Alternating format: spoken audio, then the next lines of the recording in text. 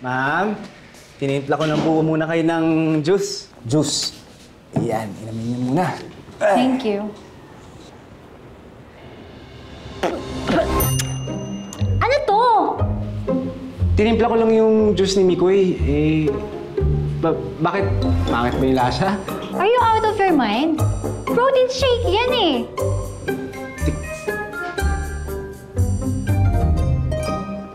Ma'am, niloloko niyo ako. Masarap naman eh. Tikman niyo kaya ulit. Sino ka nga ulit? At saka bakit may ko yung tawag mo sa boyfriend ko? It's a mix, okay? Ako nga pala si Jong, ma'am. Best friend ako ni Mikoy, ni Mix nung high school sa probinsya. Kakarating ko lang rin kahapon kasi dito na rin ako maghahanap ng trabaho sa Maynila. Anong oras na siya darating? Ma'am naman, konting hintay-hintay lang. Ma'am. Nasabi niyo sa akin kanina, girlfriend kayo ni Mix. Tama ko ba? Yes. And why? Grabe talaga yung best friend ko. Dalawa-dalawa yung shota. Ang gaganda pa. What's that? Ma'am, ibig ko sabihin. Ano? Babe! What a surprise! Nandito ka na pala. Saan ka galing? Bakit hindi ka matawagan? Hindi mo ba ako sinipot kagabi? Sa gym. Sabi ni Jared sa work.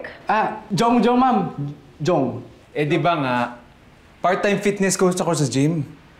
Nag-work ako sa gym. Totoo ba yan? Baka mamaya may side chicks ka, ha? Side chick? Sa ganda mong yan, maghanap pa ba ako ng side chick? Ha? Ang bobo ka naman kung ganun. Ganun pala ka boboting mo sa akin, babe. Grabe ka naman. Oo, alam ko ganito lang ako. Talbog ako sa'yo lagi, pero minamahal naman kita sa mga kaya ko. Oh, sorry na, babe. Ikaw kasi wala kang paramdam eh. Alam mo namang ikaw lang, di ba? Wala nang iba. O, par. Salamat. Lapit mo naman pala talaga, no? Pustahan tayo. Bihasang-bihasa ka na sa mga ganyan.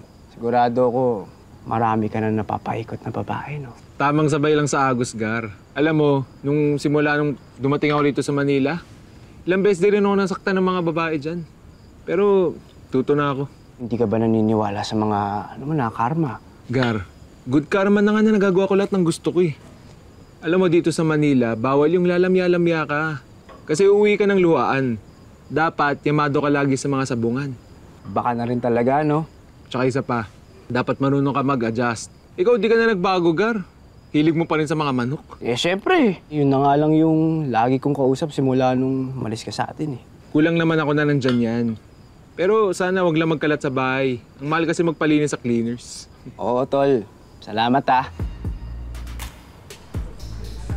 Ibang-iba to sa mga beer house sa atin na gawa lang sa pawid, ah. Dito, ang ganda ng view. Chill lang, tol. Huwag masyadong pahalata na prom di, ha? Boss, 2 whiskey tsaka cola. Ganda talaga dito, tol. Hi, Mitch. You're here pa lang. Hindi mo na ako sinasagot sa mga messages. Sorry, babe. Na-busy lang talaga. Ayaw nga pala, babe. Yung childhood friend ko, si Jong. Jong, meet Sheena. Girlfriend ko, remember? And who is this? Oh, this is my friend, Abby. Hi!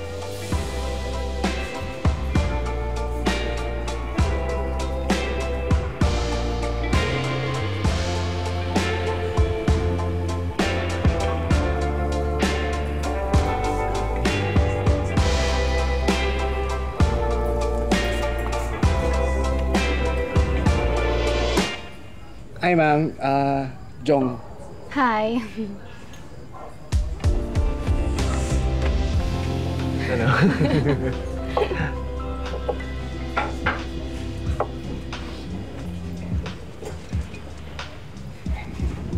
Salamat. Inom na pre, oh. Ito sa'yo. Taga saan ka? Just around here. Ano yun? Hindi kasi marunong English eh. Sheena, bathroom lang ako. Sige, ikaw lang.